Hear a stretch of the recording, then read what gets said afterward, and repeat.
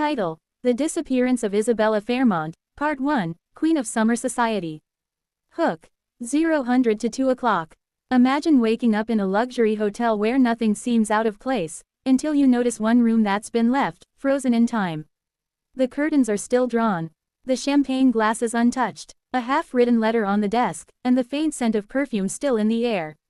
But the guest, one of America's most famous women, has vanished.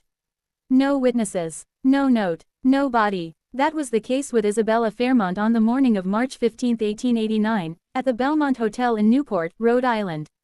The city's most beloved socialite disappeared into the fog, and what investigators uncovered would terrify the powerful families who once worshipped her. This isn't just a story about a missing person. It's a story about secrets. About passion, betrayal, and the silent power of high society. Before we dive into this mystery, hit that subscribe button and ring the notification bell, because what you're about to hear is a story they tried to bury. And drop a comment telling me what state you're listening from, because Isabella's story may have reached far beyond Newport's golden mansions. Now, let's rewind the clock and go back to where it all began. Act 1, 1881. The Gilded Stage is set 2 o'clock to 8 o'clock.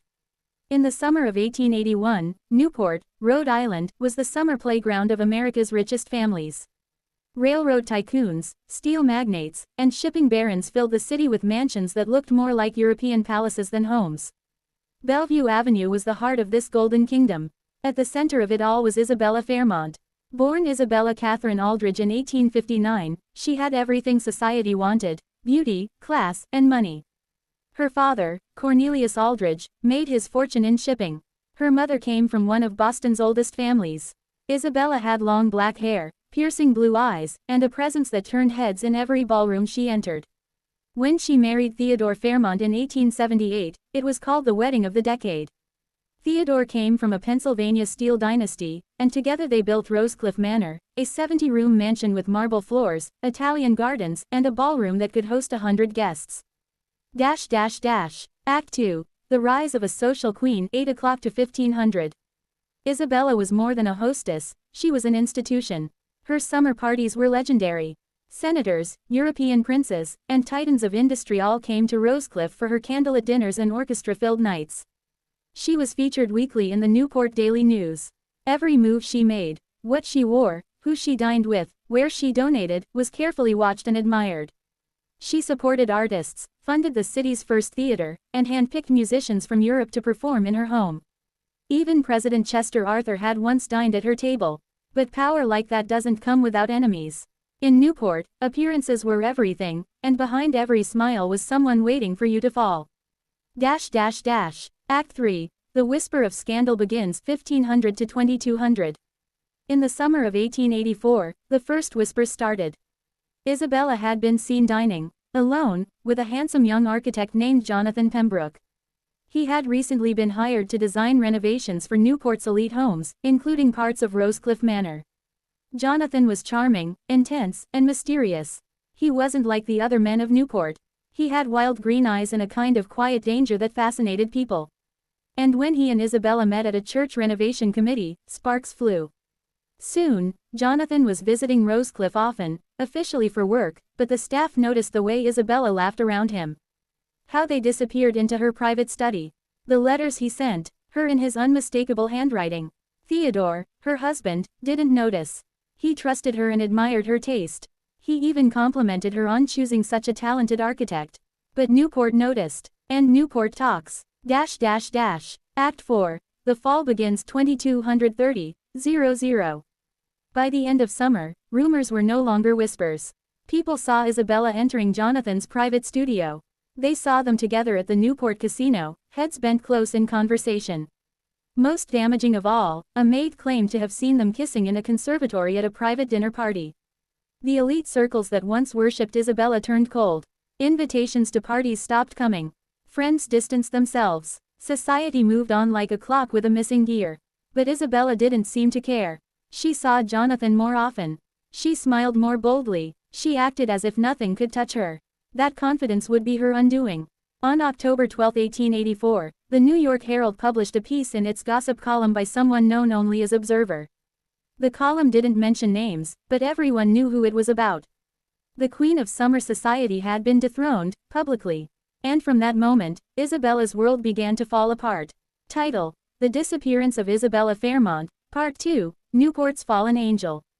Hook. 0 to 2 o'clock. Imagine being one of the most admired women in America, elegant, powerful, adored. And then overnight, becoming the object of national shame. That's exactly what happened to Isabella Fairmont in the fall of 1884. One brutal newspaper article shattered her perfect life.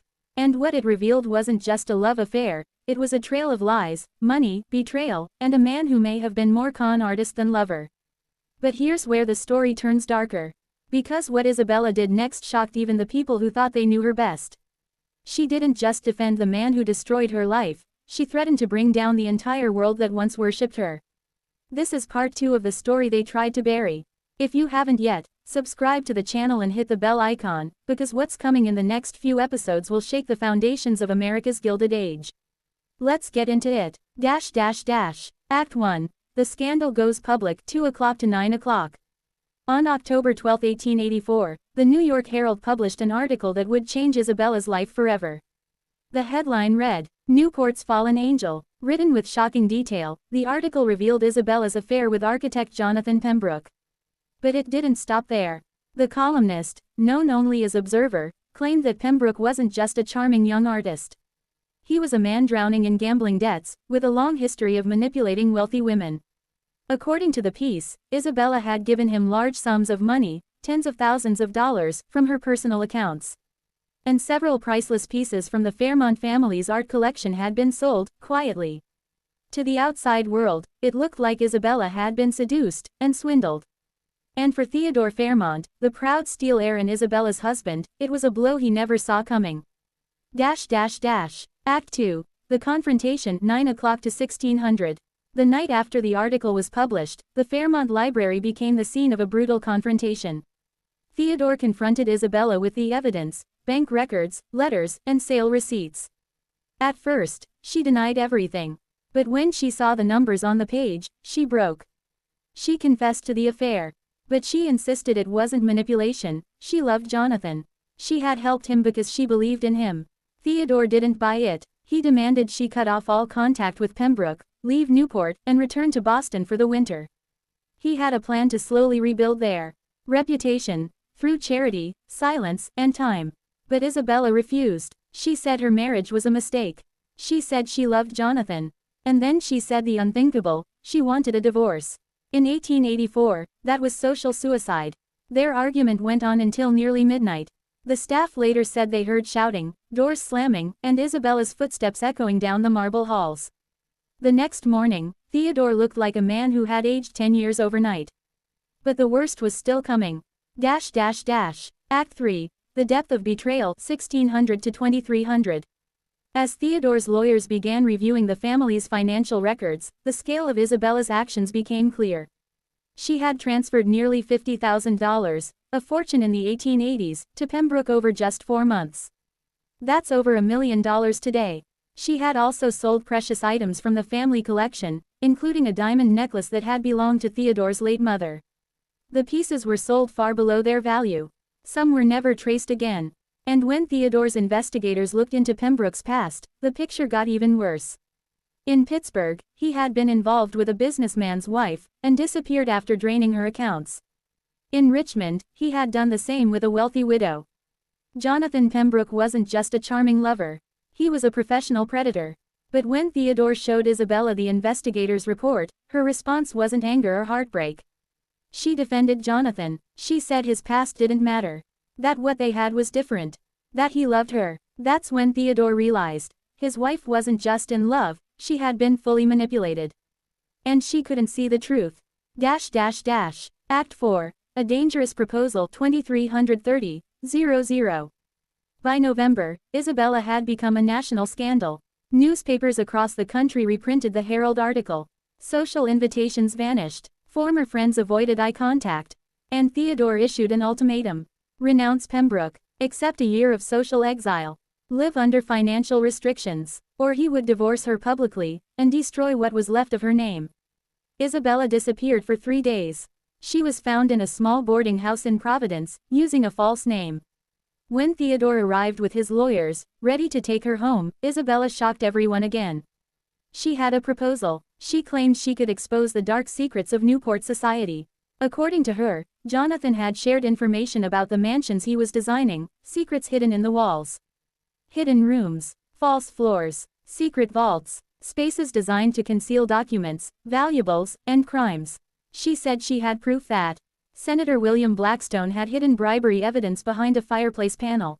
Charles Pemberton, a railroad magnate, stored forged land documents beneath his wine cellar.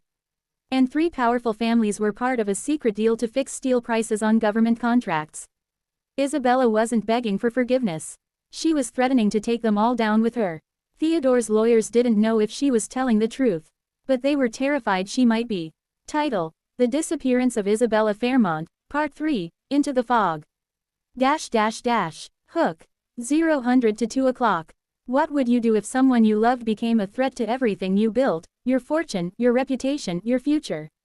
And what if that person vanished into the night, right before they were about to bring the truth crashing down on some of the most powerful people in America?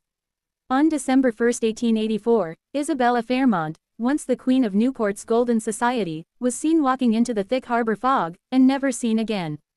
But here's the strange part. She didn't run. She didn't hide. She didn't even seem afraid. She said her goodbyes. She took photographs. She wrote letters. And she vanished. What happened to Isabella Fairmont in the final 7 days of her life? Was it exile? Was it escape? Or was it something much darker? This is part 3 of the mystery they tried to erase from the history books. Subscribe now, and let's uncover what happened to Newport's most infamous woman. Act 1. The secret meeting, 2 o'clock to 8 o'clock. The accusations Isabella made were explosive, so damaging that even if they weren't true, just saying them out loud could destroy powerful lives. On November 20, 1884, a private meeting was held in the back dining room of the Belmont Hotel. Behind closed doors sat representatives from 5 of Newport's wealthiest families. Isabella arrived calm, composed, and armed with demands. $100,000 in cash. All of Jonathan Pembroke's debts paid off quietly. And safe passage for both of them to Europe, where they would stay permanently. In return, Isabella promised to disappear, and take her dangerous secrets with her. The negotiation lasted 6 hours. By midnight, a deal was made, but not on her terms. The families agreed to the money, but they added new conditions. Isabella and Pembroke would travel separately. They would have no contact for 2 years. And both had to sign legal agreements promising never to return to the U.S. or contact anyone from Newport society. Isabella hesitated, but she agreed. Witnesses said she seemed distant, like she was somewhere else. When asked if she understood what she was giving up, she smiled and whispered, "Some sacrifices are worth making, for love." Act 2. The last 7 days, 8 o'clock to 1600. On November 25, the cash was delivered to Isabella's hotel suite. She was scheduled to board the steamship Britannica on December 2, bound for Europe. Pembroke had already departed 3 days earlier on a separate ship, or so everyone believed. But Isabella never boarded the Britannica. Her final week in Newport was quiet, and chillingly precise. She checked out of her Providence hideaway and returned to the Belmont Hotel, using her maiden name, Miss Aldridge. It was as if she was becoming someone else, or returning to who she used to be. She took all her meals in her room. She wrote letters, dozens of them. The hotel clerk, a young man named William Chen, remembered mailing at least a dozen envelopes for her. No one knows who they were for. On November 28, she did something unexpected. She asked the hotel concierge to schedule a professional portrait session. Photographer Marcus Steinberg later said it was the most unusual session of his career. Isabella posed for over 2 hours, changing outfits and lighting arrangements. She paid in cash, waited while the photos were developed, and then left. Steinberg said she seemed serene, but her eyes held something deeper, a finality. She kept touching a ruby brooch, claiming it had belonged to her grandmother. When he asked if she'd like another session after her return from Europe, she simply smiled and said, "Greater than, that won't be necessary." Those photographs, discovered decades later, show a woman dressed like royalty, elegant, poised, but her gaze seems to be focused on something, or someone, far beyond the camera. Act 3. Saying Goodbye to Newport, 1600 to 2300. On December 1st, Isabella hired a carriage and asked to be taken to places from her past. The Newport Casino, where she once danced with senators. Trinity Church, where she had married Theodore. The Cliff Walk, where she once strolled with princes and poets. The carriage driver, Thomas McGillicuddy, later said it felt like she was saying goodbye to the entire city. At each stop, she just sat in silence, gazing at the buildings, the gardens, the ocean. That night, she returned to the Belmont Hotel and ordered a late dinner. Night manager Robert Sterling personally delivered the meal. He said Isabella was dressed in a deep blue silk gown. Her ruby brooch sparkled in the lamplight.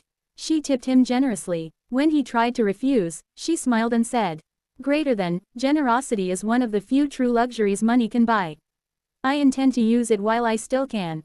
At 11:30 p.m., William Chen, the hotel clerk, saw Isabella descending the stairs. She wore a long traveling coat and carried a single leather valise. She nodded politely when he offered help and told him her transportation had already been arranged. Chen watched her walk out into the thick fog rolling off the harbor. Within seconds, she vanished into the mist. That was the last confirmed sighting of Isabella Fairmont. Act 4. The investigation begins 2330:00. When Isabella didn't show up to board the Britannica the next morning, Theodore Fairmont contacted the police. Chief Detective Samuel Harrison took the case. He was methodical, experienced, and had never handled a case like this before. Harrison's team began tracing Isabella's movements from the week before. Hotel staff confirmed everything: her meals, the portrait session, the carriage ride, the late-night departure. But her hotel room held strange clues. Her clothes and luggage were neatly packed. Jewelry she had worn days before was missing. Drafts of farewell letters were found, but not the final versions. And in the fireplace, a half-burned paper. On it, names and numbers. Two names stood out: J.P. Jonathan Pembroke, W.B. believed to be Senator William Blackstone. Things got stranger when investigators tried to reach Pembroke in London. The address he gave, a fake. British authorities couldn't find anyone by that name. He hadn't checked in at any major hotels. And then the biggest shock: he never boarded the ship. So, where was Jonathan Pembroke? Had he disappeared too, or had he never intended to leave? Further investigation uncovered the truth. Pembroke's background was full of half-truths and missing records. He had manipulated wealthy women in Pittsburgh and Richmond, taking money, building trust, then vanishing. And now, the hidden compartments Isabella warned about. They were real. 3 Newport mansions had secret safes and passageways, designed by Pembroke, months before the affair became public. That raised one terrifying question. Greater than, did Pembroke plan this entire relationship from the start? Just as Detective Harrison was preparing to issue international alerts, a new witness came forward. Her name was Margaret Winthrop, an elderly seamstress who had worked inside the grand homes of Newport's elite. And she had something to say about what really happened to Isabella Fairmont. To be continued. In Part 4, Margaret Winthrop reveals what she saw inside one of Newport's grandest mansions, and it may change everything we think we know about Isabella's fate. Subscribe, ring the bell, and don't forget to comment with your theory: did Isabella run, or was she silenced? Title: The Disappearance of Isabella Fairmont, Part 4, The Seamstress's Secret. Hook. 0 to 2 o'clock. Imagine you think you know the truth. A scandalous affair. A desperate woman. A quiet disappearance into the fog. But then someone comes forward. Someone who was never supposed to speak. An old woman, forgotten by society, holding a secret she's carried for decades. What she reveals doesn't just change the case, it tears it wide open. In Part 4 of the Isabella Fairmont mystery, the forgotten seamstress steps into the light, and with her words, everything shifts. If you've been following the story, hit that like button, subscribe, and let us know what you think happened to Isabella. Because after this episode, your theory might just change. Let's begin. Act 1. The seamstress appears 2 o'clock to 8 o'clock. In January 1885, nearly 6 weeks after Isabella Fairmont vanished into the night, Detective Samuel Harrison was visited by a woman no one expected to hear from. Her name was Margaret Winthrop, a quiet, gray-haired seamstress in her 70s who had worked for several of Newport's elite families for over 40 years. She didn't come with headlines. She didn't seek money. She came with a burden. "I can't carry this any longer," she told Harrison. I was there, the night she disappeared. At first, Harrison was skeptical. But then Margaret told him something no one else could have known. She described, in chilling detail, the ruby brooch Isabella wore on her last night, the same brooch only the hotel staff and the photographer had seen. Then she shared something that changed everything. Act 2. The mansion on Larchmont Hill, 8 o'clock to 1500. Margaret said she had been working late at the Blackstone estate, a massive Gothic mansion perched high on Larchmont Hill. Senator William Blackstone, one of the most powerful men in the country, had hired her to alter evening gowns for his wife and daughters. On the night of December 1st, Margaret said she had just finished packing her sewing tools when she heard voices in the east hallway, raised, angry, urgent. Curious, she stepped into the shadow of a doorway and listened.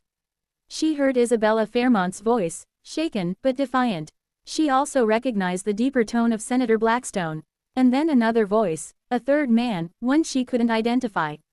Calm, cold, Margaret couldn't make out every word, but she remembered phrases that chilled her. You weren't supposed to say anything. We gave you everything you asked for. You don't get to threaten us and walk away. And then Isabella's reply, greater than, if I disappear, everyone will know it was you. Moments later, the hallway fell silent. A door slammed. Margaret hurried out before anyone could see her. She didn't come forward immediately. She was afraid. In her words, people who cross the senator tend to have accidents. But now, with her health failing and her conscience heavy, she was ready to tell the truth. Act 3. A chilling possibility 1500 to 2300. Margaret's story blew open the case. Until now, most believed Isabella had simply run away or taken her own life. But this suggested a conspiracy. Detective Harrison checked Margaret's details. She was indeed working at the Blackstone estate that week. Other staff confirmed her presence. But when Harrison questioned the Blackstones, their reaction was swift and cold.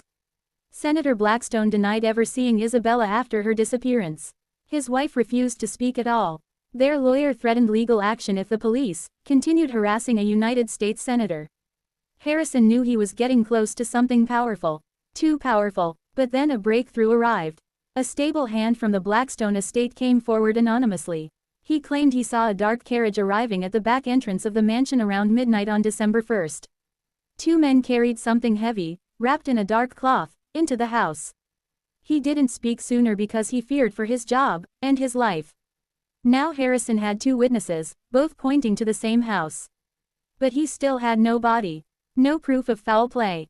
And the people he suspected were too powerful to touch without solid evidence. Act 4. The Hidden Room 2330-00. Remember Isabella's claims about hidden compartments and secret passages? Harrison hadn't forgotten. Working with a quiet, trusted building inspector, he returned to the Blackstone estate posing as someone reviewing structural safety after the winter freeze. And there, behind the library fireplace, they found it. A concealed latch, hidden in the woodwork. Behind it, a narrow passage leading to a small, sealed chamber. Inside, a chair, a lamp, and what looked like traces of blood on the floor. But there was no Isabella. No brooch. No body. The space was cleaned out, but not well enough. Harrison collected samples and sent them to the closest lab, primitive by today's standards but enough to confirm human blood. Still, without a body or a witness to the final act, no charges could be filed.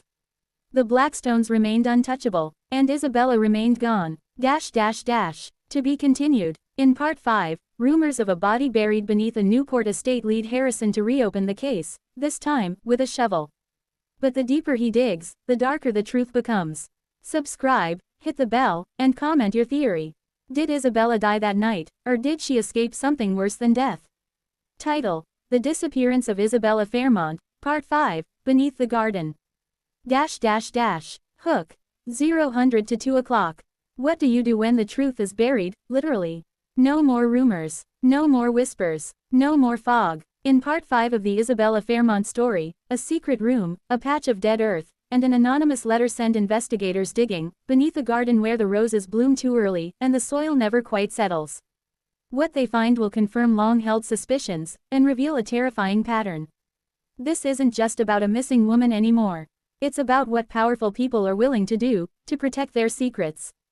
If you've been following this mystery, hit Hit subscribe, like the video, and let us know in the comments, was Isabella killed, or did she fake her own death? Let's go deeper. Act 1. The letter that changed everything, 2 o'clock to 8 o'clock. 2 months after the blood-stained secret room was discovered at the Blackstone estate, Detective Harrison had reached a dead end. Powerful families had closed ranks. The press had moved on. And Newport society, shaken but determined, returned to business as usual. Until a letter arrived. It came in an unmarked envelope, with no return address. Postmarked from New Haven, Connecticut. Inside was one sentence, handwritten in tight script. Greater than, if you want to find what's left of Isabella, dig beneath the arbor in Mrs. Kessler's garden. It was signed only with a single letter, E. Mrs. Eleanor Kessler was a wealthy widow and close friend of the Blackstones. Her estate sat on the western edge of Newport, overlooking the sea. Harrison had no warrant, no formal cause, and no support from city officials. But he had curiosity, and suspicion, and a shovel. Act 2. The garden that never bloomed right, 8 o'clock to 1600. Mrs. Kessler's garden was famous for its roses, especially the arbor of white climbing blooms that bloomed earlier than any other in the county. Gardeners had long whispered about the soil under that arbor. Too soft, too rich, like it had been turned and fertilized more than necessary. On April 9, 1885, just before sunrise, Harrison and a trusted assistant, Thomas Riley, quietly entered the Kessler estate grounds. No warrant, no witnesses, just 2 men, 2 lanterns, and 2 spades. They dug for an hour. Nothing, just soil and roots. Then, at about 3 feet deep, Riley's shovel struck something solid, wood. It was an old-fashioned trunk. Heavy, water-damaged, and sealed with rusted latches. Harrison's hands trembled as he pried it open. Inside, wrapped in oilcloth and linen, were the remains of a woman, long dark hair still clinging to her skull, bones curled into a fetal position.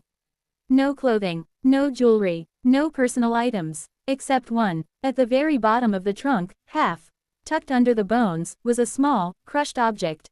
A ruby brooch. Isabella's. Act 3. The identity questioned, 1600 to 2200. The body was removed quietly and taken to a local physician who had worked with the Newport police on rare occasions. There was no DNA testing in 1885. No fingerprints. But there were other clues. The approximate height matched Isabella's. The hair color was a near-perfect match. The ruby brooch, though damaged, was recognized by both photographer Marcus Steinberg and hotel manager Robert Sterling. It wasn't ironclad proof, but to Harrison, it was enough.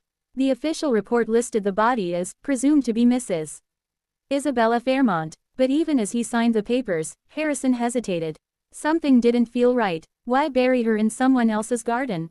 Why leave the brooch, something so identifiable, if the killers wanted to hide the crime? And who sent the letter? Act 4. A pattern emerges 2230:00. While the town debated Isabella's fate, Harrison quietly began looking into other disappearances, women of status and wealth who had suddenly vanished over the past 10 years.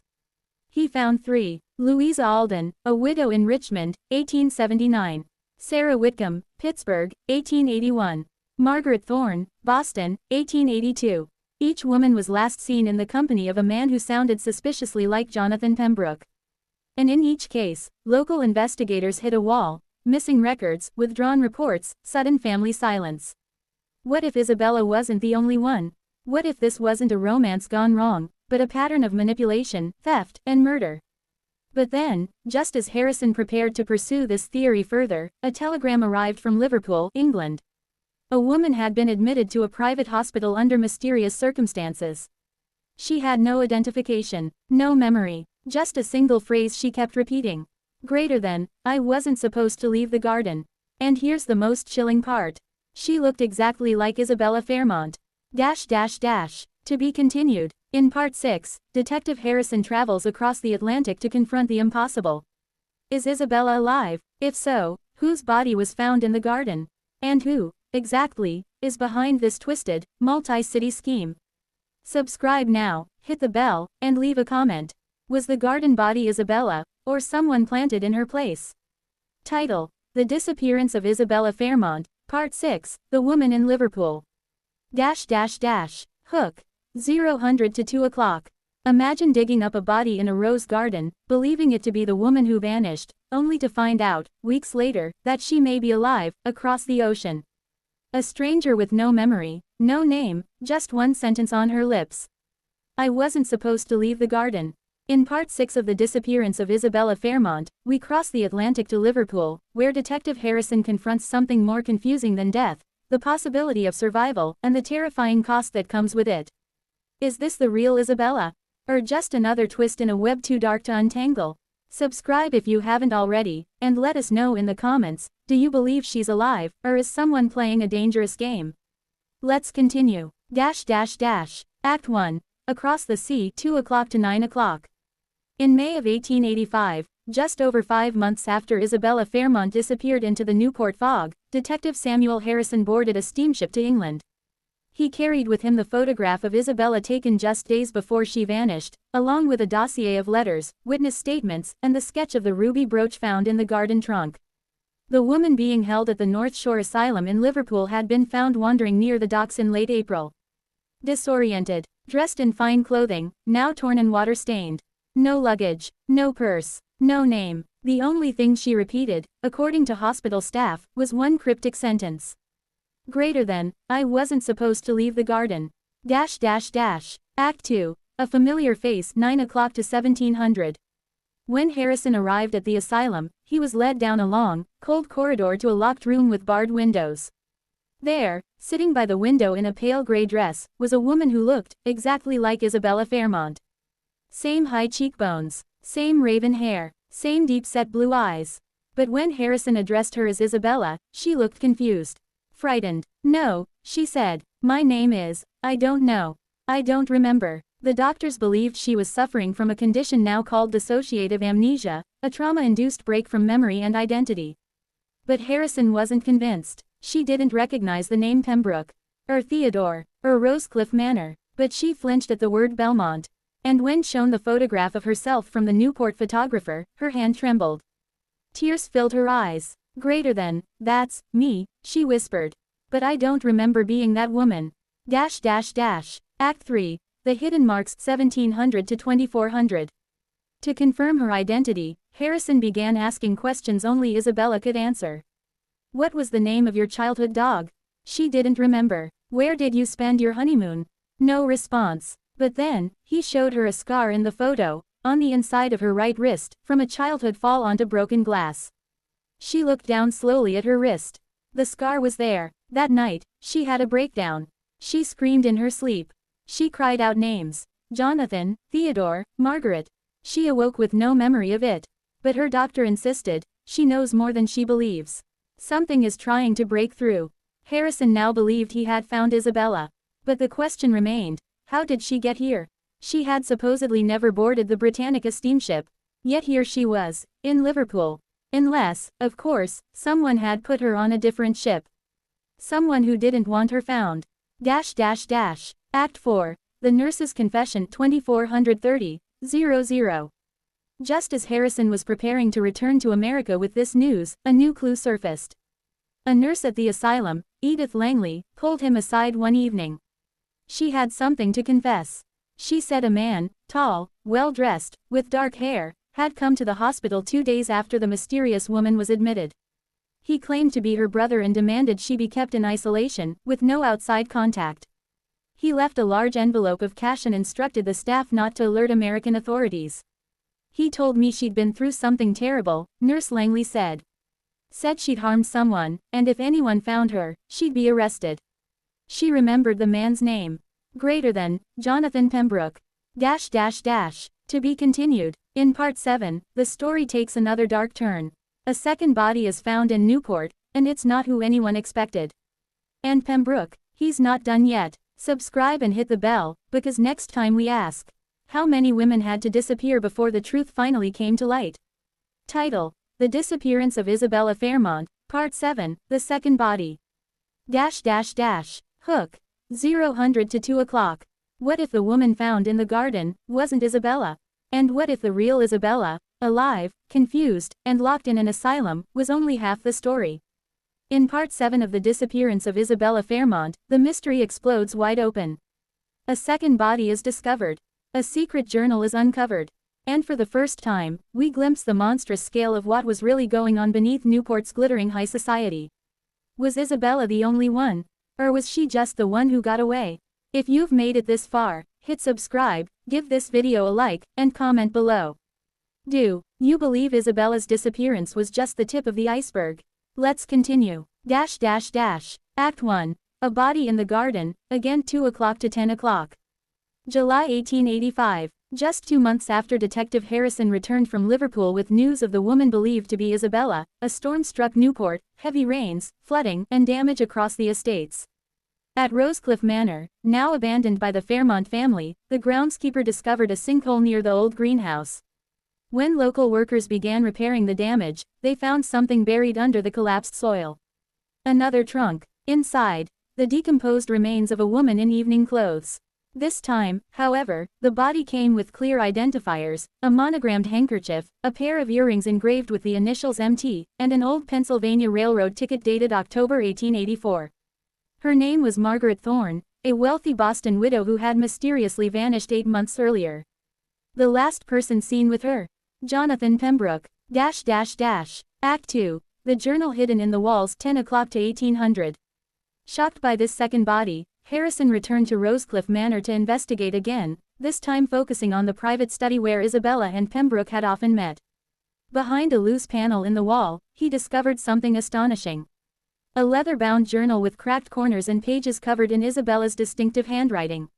It wasn't a diary, it was a record. Inside were detailed notes, names, dates, sketches of house layouts, financial transactions, social connections, and page after page titled simply, "Greater than the others." In these pages, Isabella documented conversations with Pembroke, moments when he let slip the names of other women, stories of previous relationships, and coded references to estates where he had done architectural work. According to Isabella's notes, Pembroke wasn't just a con man. He was part of something larger. A network of fraud and blackmail. A silent operation targeting vulnerable wealthy women, extracting money and secrets, and then, disposing of them. Act 3. A chilling theory 1800 to 2400. Harrison began to connect the dots. Each woman Pembroke had targeted, had inherited or controlled large sums of money, had been socially isolated or emotionally vulnerable, had vanished without a trace after contact with him. And each estate where he had worked included strange renovations, hidden rooms, reinforced basements, concealed exits. Rosecliff, the Blackstone home, even the Kessler estate. These weren't architectural flourishes, they were traps. Was Pembroke working alone, or were others involved, people with money, power, and something to lose if the truth came out? Harrison now believed that Isabella had discovered this secret, and her journal, carefully hidden and left behind, was her final attempt to expose it. But then, why didn't she run? Act 4. The missing pages 2430-00. The journal wasn't complete. Several pages at the back had been torn out, the paper edges rough and stained. Harrison knew they weren't torn by accident. Someone had removed the last chapter. And then, he received a letter. It was unsigned, but it contained a single page, one of the missing journal entries. It read, "Greater than, if I disappear, it won't be because I ran. It will be because they made me vanish. Tell Theodore, I forgive him. Tell Jonathan, I remember everything." The letter had been mailed from Paris. Harrison's blood went cold. Was Isabella still alive? And if she was, why hadn't she come forward? Or worse, who was keeping her from doing so? To be continued. In Part 8, we travel to Paris, where shadows move in art salons and private clinics, and the trail leads not to justice, but to another dead end, or so it seems. Stay tuned, and ask yourself, what if the truth was buried not in a garden, but in a hospital ledger, or a passport issued under another name? Subscribe, hit the bell, and comment below. Do you believe Isabella is still alive, or was her journal a goodbye? Title: The Disappearance of Isabella Fairmont, Part 8, The Paris Ledger. Hook. 0 to 2 o'clock. She disappeared in Newport, was found confused in Liverpool. But the trail doesn't end there. In Part 8 of The Disappearance of Isabella Fairmont, we follow Detective Harrison to Paris, where the final pages of Isabella's journal, a strange clinic, and a woman living under a different name suggest something terrifying. Not only was Isabella alive, She was being watched, controlled, and possibly drugged. This isn't just about one missing woman anymore.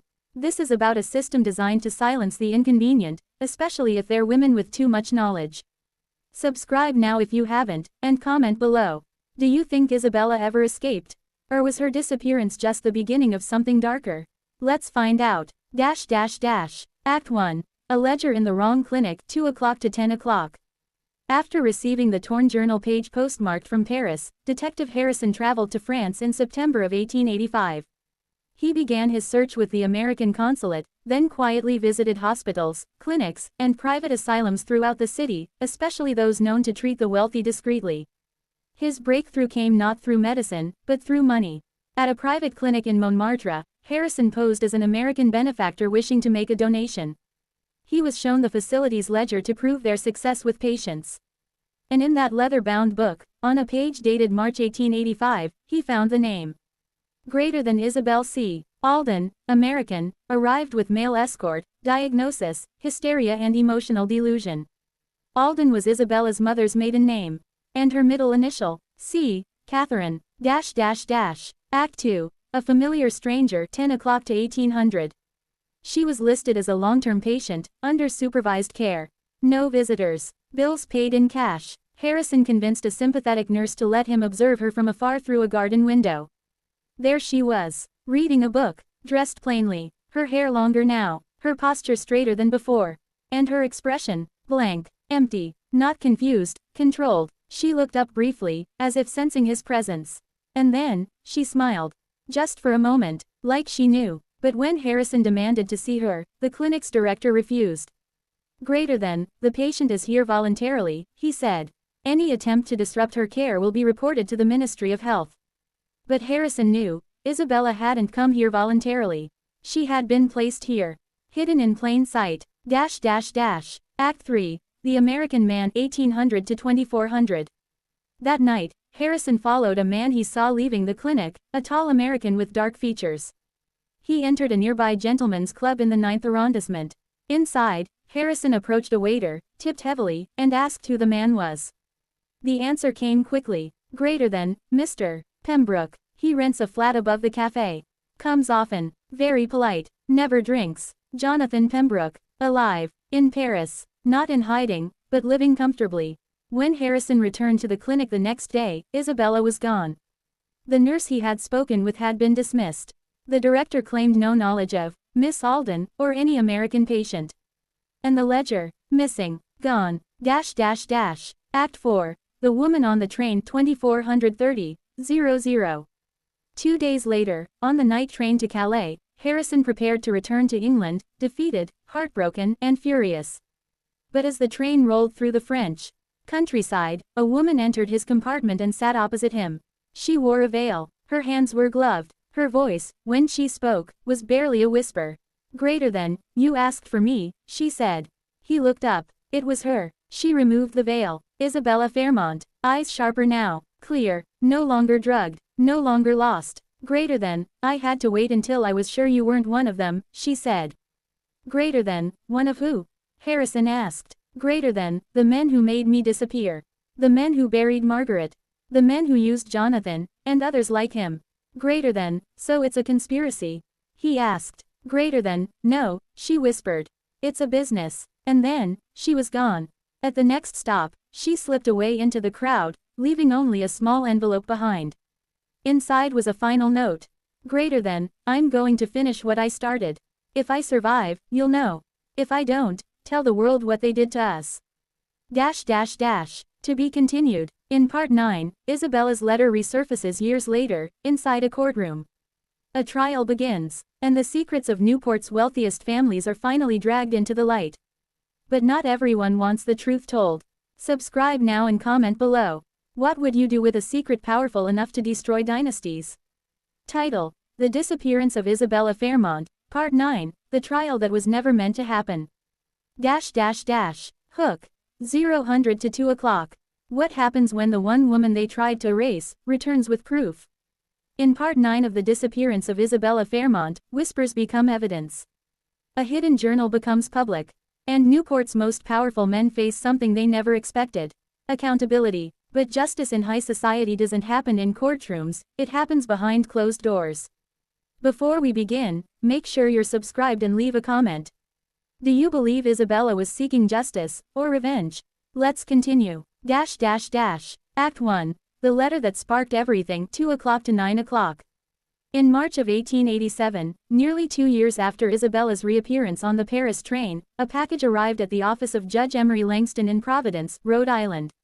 Inside were copies of Isabella's journal, names, dates, bank statements, photographs of secret architectural designs, and a handwritten note, greater than, for the record that was never kept, for the women who were never found. The materials were forwarded to the Rhode Island Attorney General, and within weeks, a sealed grand jury was assembled. Among the named suspects, Jonathan Pembroke, architect and suspected conman; Senator William Blackstone, accused of bribery and document concealment; Charles Pemberton, railroad magnate linked to false land deeds; and unnamed investors tied to the trafficking of women under domestic work contracts. But there was one major problem. The primary witness, Isabella Fairmont, and no one knew where she was. Act 2. The woman behind the curtain, 9 o'clock to 1700. The courtroom was sealed to the public. Reporters were kept out. No record of the grand jury proceedings was published in the press. But on June 8, 1887, an anonymous woman appeared at the courthouse, escorted by 2 former Pinkerton agents. Dressed in plain black with a lace veil, she entered the witness room and gave a 12-hour testimony under oath. The transcript was never released. But one clerk, years later, described her as terrifyingly calm, like a woman with nothing left to lose. She recounted the manipulation, the drugging, the secret clinic in Paris, the bodies, the financial web behind the disappearances, and the men who signed off on it all. When asked her name, she refused. Greater than, call me the girl they buried twice, she said. But everyone in that room knew, it was Isabella Fairmont. Act 3. Deals in the Shadows, 1700. 2400. Despite the evidence, the trial never made it to open court. Why? Because in the days following Isabella's testimony, a wave of settlements and resignations swept through Newport and Washington. Senator Blackstone retired early, citing illness.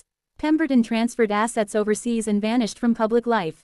3 Newport families donated millions to charities for women and orphans, an act seen by some as reparation, by others as hush money. Jonathan Pembroke, however, was arrested in Florence, Italy, using a forged passport. But before he could be extradited to the U.S., he was found dead in his cell. Cause of death: suicide, allegedly. No autopsy was ever conducted.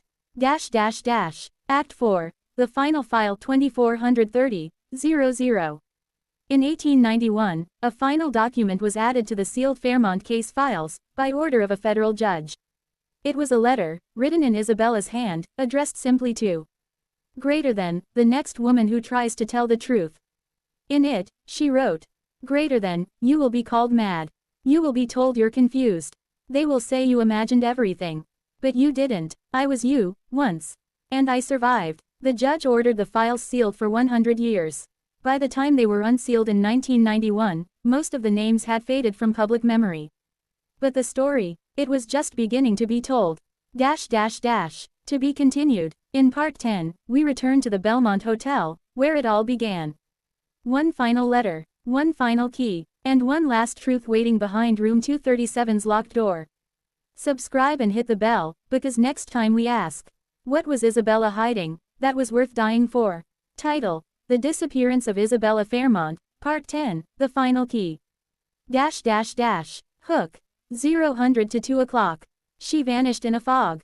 She returned in a veil. She shook the foundations of America's wealthiest families.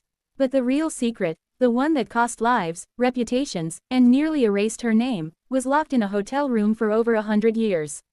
In this final chapter of the disappearance of Isabella Fairmont, we go back to room 237 at the Belmont Hotel.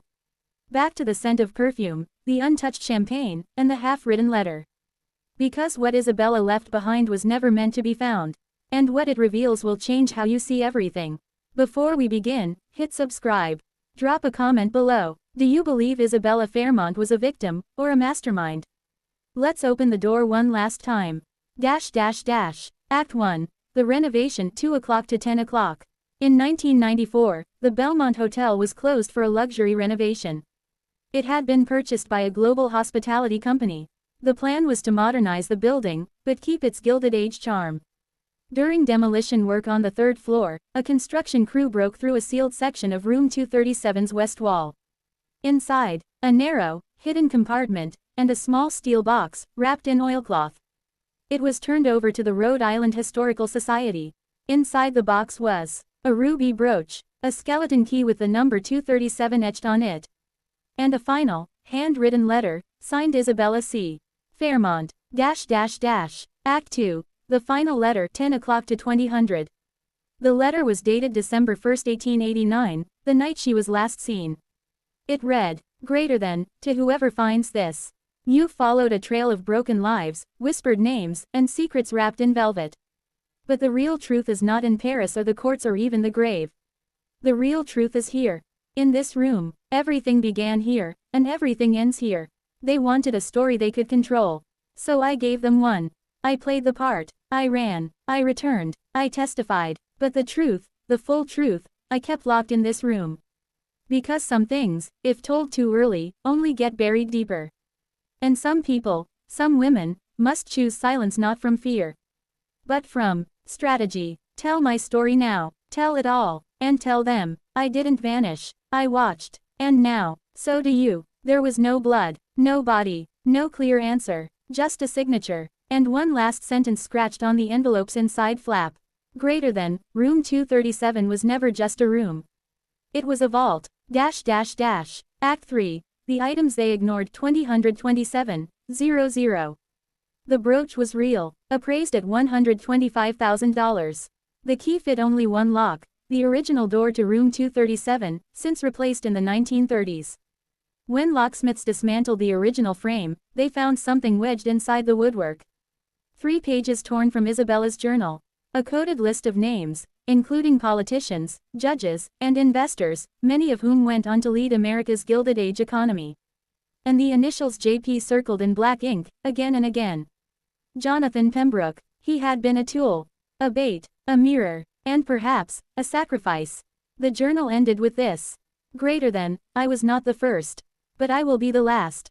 They may erase my face from portraits, but not from history. Act 4. The legacy of a woman erased 27-0030-00.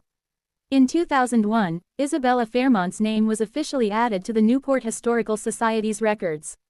Her case is now taught in courses on women's rights, criminal justice, and media manipulation during the Gilded Age. In room 237, it's still part of the Belmont Hotel today. A suite, restored to its 1880s appearance. Guests report strange things. The smell of French perfume. The sound of typing late at night. The feeling of being watched, not by something malicious, but by someone making sure the truth is told. Thank you for watching. This has been the disappearance of Isabella Fairmont. Not just a story about mystery or scandal, but a story about power. About the silencing of inconvenient voices. And the courage of one woman who refused to vanish, even when the world wanted her gone. If you've been with us for all 10 parts, thank you. Please like, comment, and share this series. And remember, history forgets what it is told to forget. But memory always finds a way back.